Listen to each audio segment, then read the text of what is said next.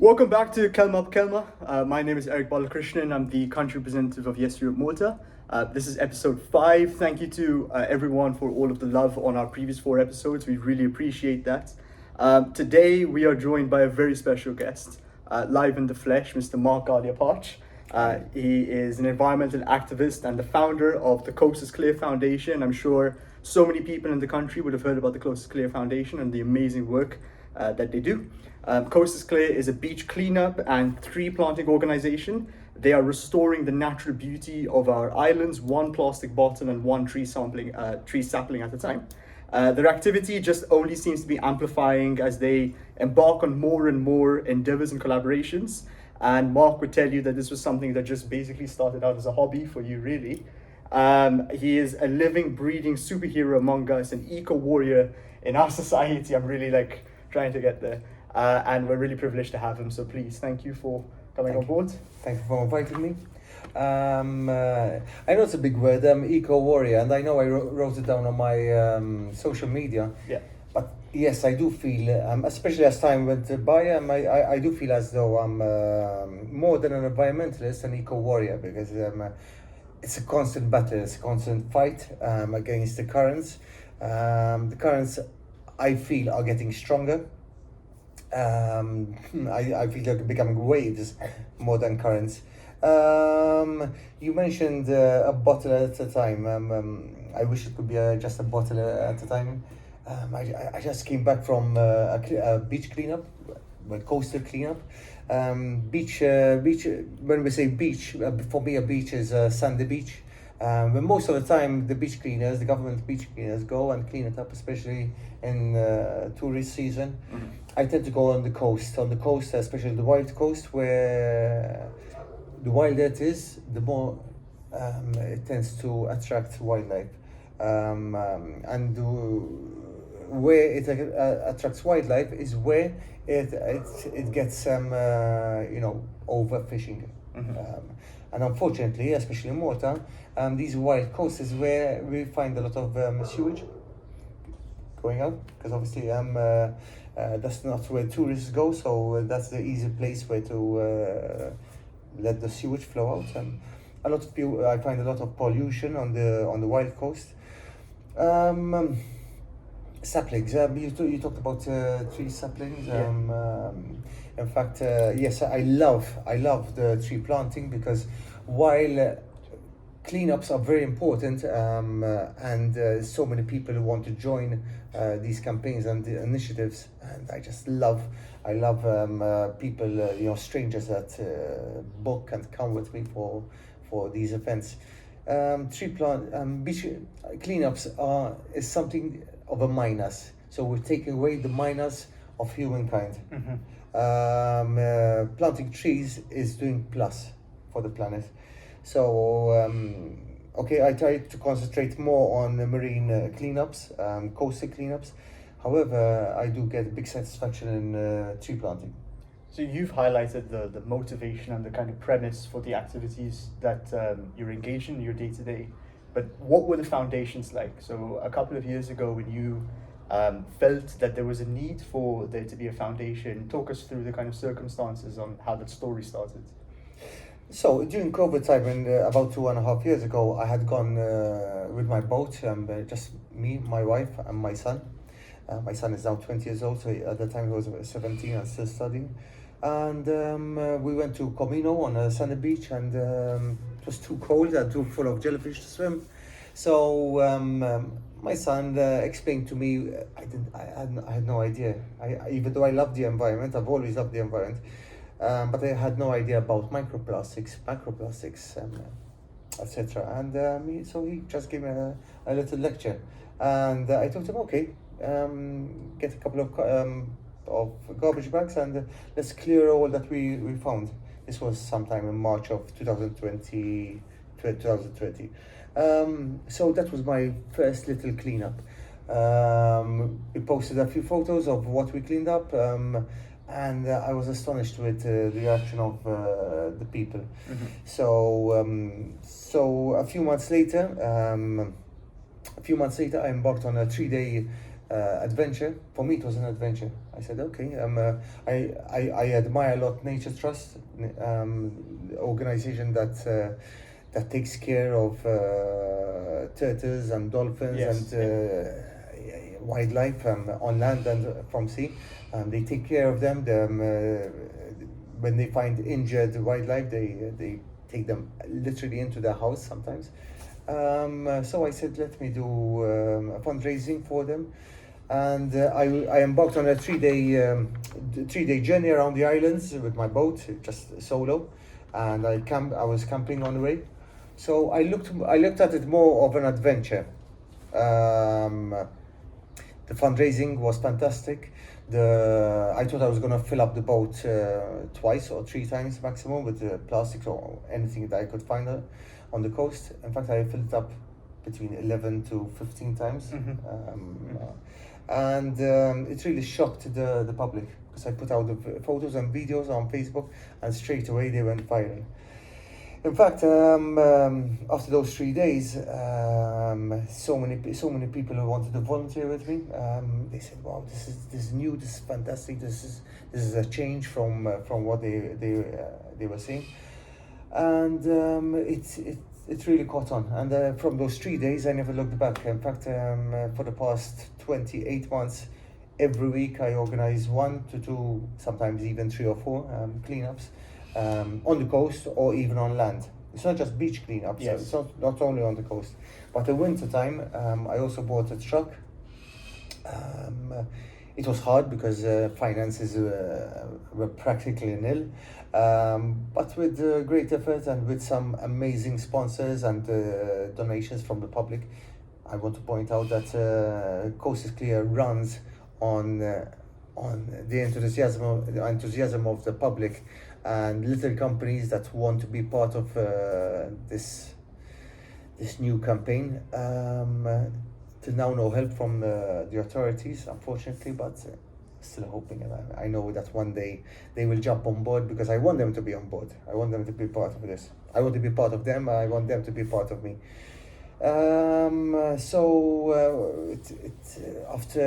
After a year, I'm proud to say that I'm proud not for myself, but because I'm proud for all the people that joined me, the volunteers, or the people that just gave me support on social media, or even the media themselves, because they've followed up. I want to say thank you very much to Love in Malta, who have always been there to encourage me and promote what I've been doing.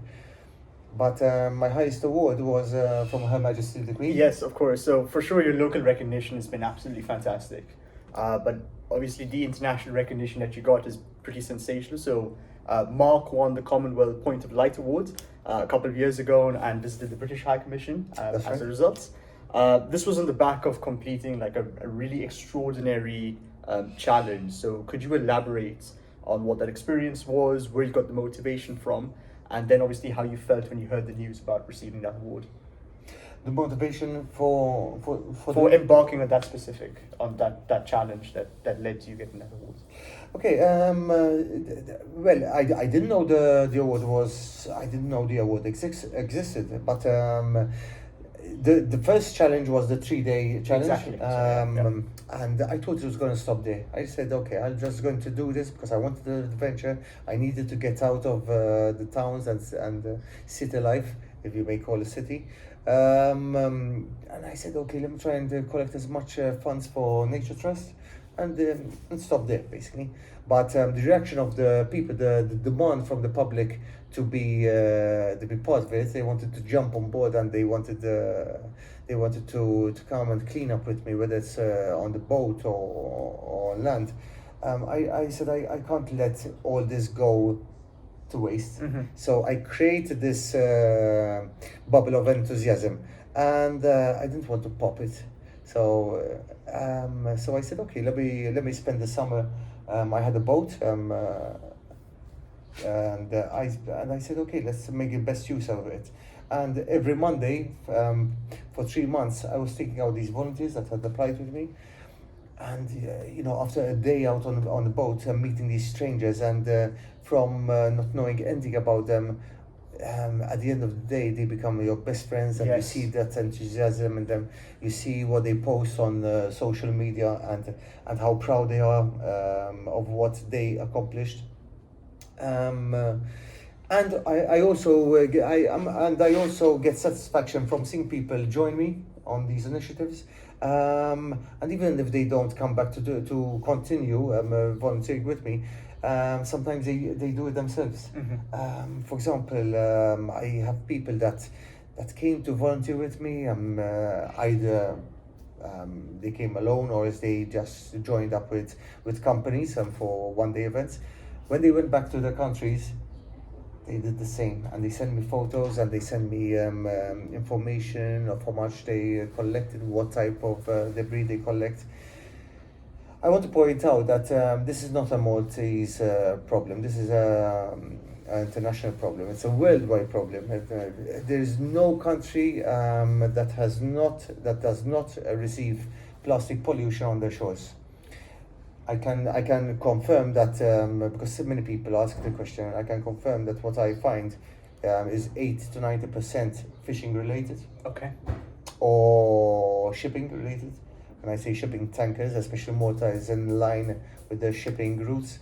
So I also find a lot of plastic coming from other countries close by, from Sicily, Egypt, Tunisia, Libya, Algeria, which is hundreds of miles away. Plastic never dies, and it breaks up. Yes, it breaks up. It starts in big pieces, and it does break up into little particles. And that's one of the main reasons why our marine life is heavily on the decline. For sure. So I don't think we can have this interview about talking about that Mount Everest cleanup and what is coincidentally exactly. I think you were well in tune about what I was going to ask, and yeah, exactly what a spectacular story and effort that was. So yeah, just have a flick through Mark's Instagram from around February time after you finish this interview to see some of the stunning images that he captured from that time. So yeah, take us through that journey and how it came about. And I mean, that's just sensational. I mean, I've been looking at those photos; they're amazing. Yes, it was an amazing time, and if to all the Nepalese that might be watching this interview, namaste. I accomplished something in life, but one of the main things I accomplished was meeting such amazing people. Yes, of course. They're so spiritual and so loving and so welcoming. I still think about Nepal. It's 4 months since I came back, and I still think about those beautiful mountains, the beautiful colors, and that was also by coincidence, by mistake. A year and a half ago, a friend of mine met me, and he told me, I had a few problems. I got over them, and I want to celebrate them by going up to Mount Everest. I want to do an exciting adventure. I booked a holiday, and he was going to go trekking up to base camp, and he said, alone or with people, I'm gonna go. So do you want to join me? And I said, book me in. Book me. I gave him the deposit. Within 2 minutes, I gave him a deposit, and I said, okay, I'm coming with you. So it was for an adventure. Yeah. So for me, nature, the environment is an adventure, so we started training for it. I was a personal trainer up to November of last year. Unfortunately, my friend had some health problems, and he couldn't. He had to take care of his health. And just 2 months before we were supposed to leave in February, he told me he can't make it. So I said I either cancel, postpone it, I just go ahead alone. So I did some research about Mount Everest, and I got to know that a lot of people that go trekking or climbing there, and even the locals themselves, sometimes they leave too much debris behind. I know, especially after my experience, it was so hard to get up there, and the altitude sickness, the cold. It was always between -20 to -30 at night, especially. It sometimes really gets to you. So I can imagine why they would leave so much stuff behind. Because that's not the priority. The priority is their own in their own personal situation at that point, right? Like they wouldn't be thinking about things like that. They wouldn't be. Sometimes you don't think rationally. Yeah. When you're in that desperate situation. Yes. Sometimes it is life and death, basically, when you're so high up. I thought, I didn't think it was going to be a walk in the park, but I said, with my water polo background, because I was a semi-professional water polo player, then I spent 12 years doing personal training, so I said, okay, I've got a good basis of strength in me. Physical and mental strength. But, once you embark on such a journey, it was not only physically challenging, but mentally. Mentally and emotionally, and especially the fact that I was alone. I was the only Maltese, even though I had 6 Sherpas that were sponsored by various companies. I'd like thank you very much those companies. These are small young companies that wanted to be part of it, and they said, okay, I want to be part of it. I want to sponsor a Sherpa. So every Sherpa had the job of cleaning up the trekking routes. But the main goal was going all the way up to base camp at 5,400 meters, more or less, and doing the cleanup up there. So you had touched upon earlier in the interview about how your activity seems to be the mitigation of human activities. Mm-hmm. And although your foundation does some incredibly selfless and benevolent work, your operations were almost founded to combat a gruesome and stark reality. Do you ever let negativity creep in by questioning the sort of existentiality of the coast is clear? Or do you attack sort of every challenge with positivity and never think about anything else that may get in the way?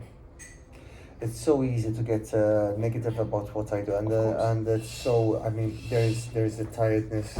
I'm so physically tired at the moment, especially after the day out at sea, combating the waves, jumping in and out of the boat and swimming to shore, transporting all the plastic bags to the boat, taking care of the volunteers, because it's not something that they usually do, and but there's so much positivity that comes out, especially looking at the volunteers and the happiness on the faces. Even now, when I'm speaking to you, I know that they're sending loads of pictures and videos and messages to me on our chats, and that just keeps to fuel you, right? It fuels me. The energy I get from the volunteers, from the public, it fuels my positivity to go again. And I keep telling myself, Mark, you need a break. Mark, okay, let's take so many days or maybe a couple of weeks off, but 1-2 days and I'm back to myself, and no, I cannot let negativity hit me. It passes through my mind, especially when you have so many costs and the lack of funds. But God provides. God provides, and somehow I've always managed to make it through. So relating to that, up until February of this year, Coast Clear has planted 200 trees and picked up 60,000 kilos of litter. You collaborate on cleanups quite frequently with companies such as Video Slots and a school here and there. So do you ever get thoughts about fighting an incredibly large problem with maybe limited support sometimes? Or are your main sentiments based on wanting to highlight how critical this function is for others to get involved?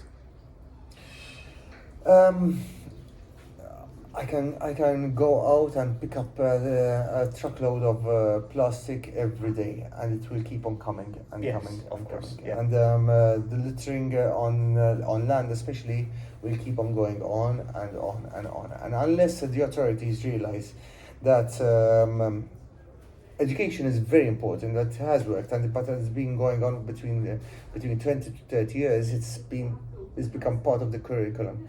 But unless you're going to embark on a campaign of catching, and there are many ways of catching.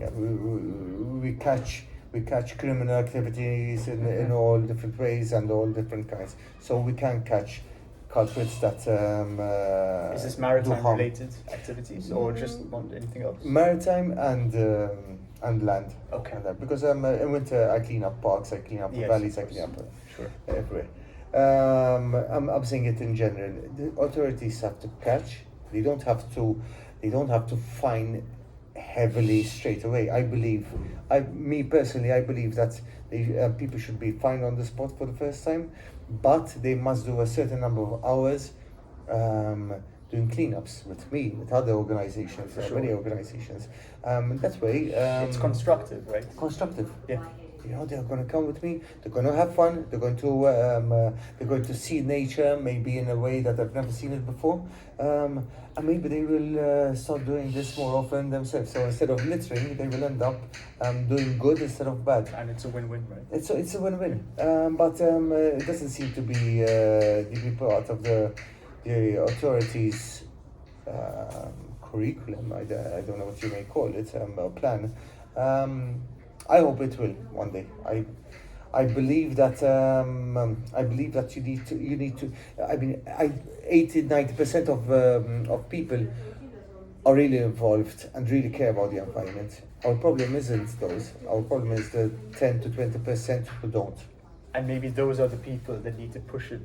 You need to push over the edge to sort of reach the point where these things become a little bit more tangibly, like you can almost see the light at the end of the tunnel. Because the moment you get closer to the light, then the tunnel exit gets further away, Exactly. right? Exactly. So you've embarked on some incredible sort of adventures and experiences. You've talked about one amazing one this year, but you've had this been going for a couple of years and maybe beyond. But is there a challenge that you feel like you have in the pipelines, a sort of like holy grail bucket list thing? I know you're smiling because I know maybe it's already in your mind, but is this something that you feel like that you want to do, that you want to push yourself to do? There are. There are. Yeah, that's it. There are, because I look up and I look down. Up is maybe going higher than base camp Mount Everest. It's not easy. It's definitely it can be fatal, basically. Yes. Mount Everest is iconic. You know, you could go to any other mountain, but at the end of the day, the name Mount Everest is the special name. So I think it's more looking towards other holy grails. But there are many. I mean, the more I researched, the more I found. And yes, there are a couple of companies that really want to invest in me making this an international campaign. Obviously, I have my own family. I have my own.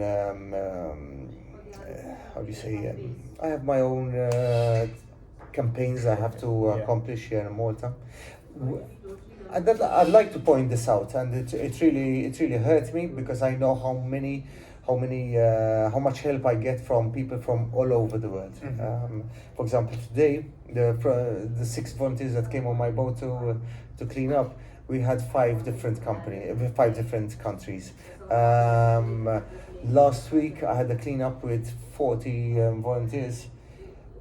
I mean, when I came to mention all the countries, it was so long. I had about 15 different countries. So before I went up to Mount Everest, I tried to get some big companies to help me out, to sponsor me. I also was a couple of government ministries to help me, because after all,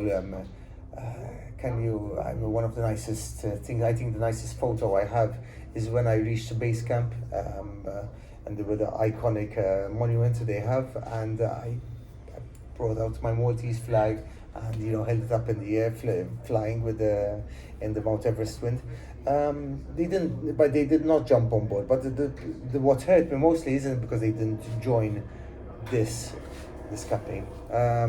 What hurt me most is the excuse they got. And they said, listen, this is if we help you, we want to help you to clean up Malta, not some other foreign country. And that's really hurt, because I know how many foreign people in Malta come to help me clean parks, clean valleys, clean the sea. They're doing their bit for Malta. Why shouldn't we? Why should we, exactly? And international collaboration is what seems to be the only solution really, because if we need to open our doors to be able to, even if it doesn't mean that we have to take a flight, it's always going to be taking a flight outside of Malta in most situations to go and tangibly help. But sharing information, sharing experiences, if it becomes really logistically, exactly. It's the awareness. It's the importance of that picture. After people feel inspired, right? Exactly. It's inspiring people. That's the satisfaction of just inspiring that one person, that boy. For example, what massive satisfaction is when I go on a beach or whether I'm alone or with volunteers, and I see people who will be just trekking or just passing by, and they decide to join us, even if it's just for 5 minutes, even if it's just picking up a piece of plastic and saying, "Hi, I came to give you. I just help you." I've inspired somebody to pick up that piece of plastic. Absolutely. Especially for example, when I have the foreign volunteers, and they come, I tell them, "Listen, please. So we're going to go on this journey. This is what's going to happen. This is what I want from you. But one of the main things I want from you is to take pictures and videos. Not to boast about it, but yes, I want you to put it out on social media, because if I can, with my post, if I can reach 20,000 people, 30,000 people, imagine how many people we can reach if me and these 20 volunteers post on social media." And they won't be only affecting Maltese people, but since they're foreign and obviously they have foreign followers, will be reaching. And that's the wonders of having this virtual kind of platform for us. I mean, yes, Europe doesn't exist. We don't have physical headquarters. We exist entirely online. And it may be a bit of a simple way to put it down, but if one person can inspire one other person to be motivated, to feel empowered to do something, then that's exactly half the world inspiring the other half of the world to do something, and then everybody would be able to be active in that regard. Exactly. I can mention two people that I really admire. They are individuals, and one of them is everyone knows him, Fabio Spiteri, who really works tirelessly and goes through so much pain with his runs and cycling and swimming and his marathons, to fundraise for dogs, for the sanctuaries. And another person, I know him personally. I'm an ex-water polo player. He's an ex-swimmer. Well, he's not an ex-swimmer. He still swims till today. Neela Juice, of course. And obviously, to give some context, we're filming this on the day that Neela Juice unfortunately had to end his high performance activities. So Neil personally. Mm-hmm. He is another superhuman in our society. We're actually talking about it in work today, that he embarks on these challenges in full awareness of the risks, and that is the inspiration, that he's not sort of cutting corners. He's doing such a kind of a deeply inspiring thing. He's a national icon, obviously. Neela Juices hits the front page of Maltese internet every time he does something like this. Right. Fantastic. So we like to end Kelma B'Kelma interviews by talking about younger generations. So yes, Europe is an environmental NGO for young people. So you have obviously, do you get special encouragement when you see younger generations engaging and participating in cleanup activities? Because it might show that awareness about how these issues are being tackled might have a long-term and sustainable impact. Do I get special encouragement? Definitely special encouragement. I have a soft spot for children and for animals. In fact, main part of my life is my dog George. He follows me wherever I go. Everybody who knows me knows George. And if you follow Mark on Instagram, everyone else knows George as well. Yes. And, the pleasure and the happiness he brings to so many people is immense. Obviously, I must mention my wife and my son, who really have huge patience and really back me up. I just want to share my love for them. Yes, children, when you see children taking part, for example, 2 weeks ago I had a little cleanup, a 1 hour cleanup with these seven. I had seven 6-year-olds with me, and the happiness and the innocence they have, and the happiness that you see on the faces when they picked up that one piece of plastic and they come running to you and say, look, Mr. Mark, look. And you know that that happiness can last. It lasts for generations and generations because you're instilling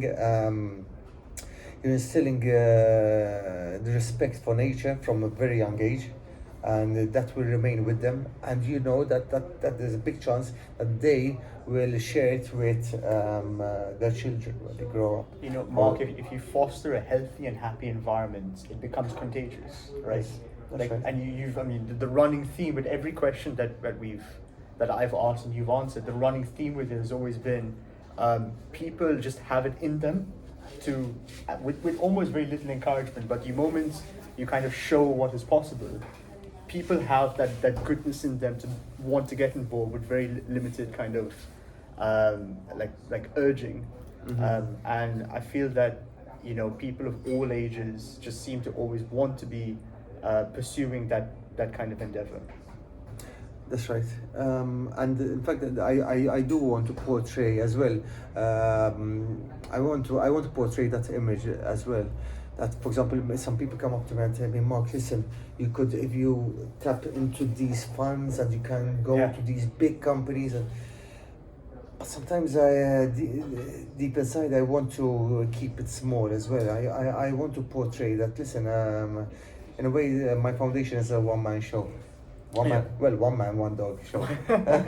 But even though it's the foundation is one man, one dog, but every time I go for these cleanups, I'm always surrounded with so many people, so many new people, and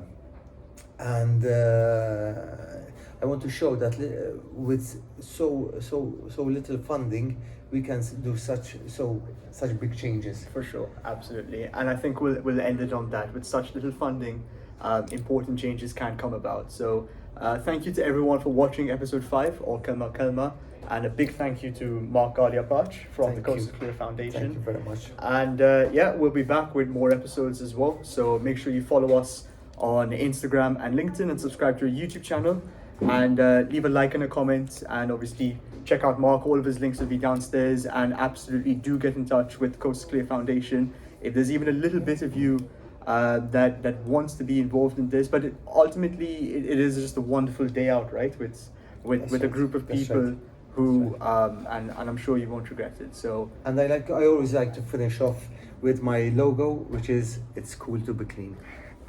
Thank you, everyone. Take care. Thank you.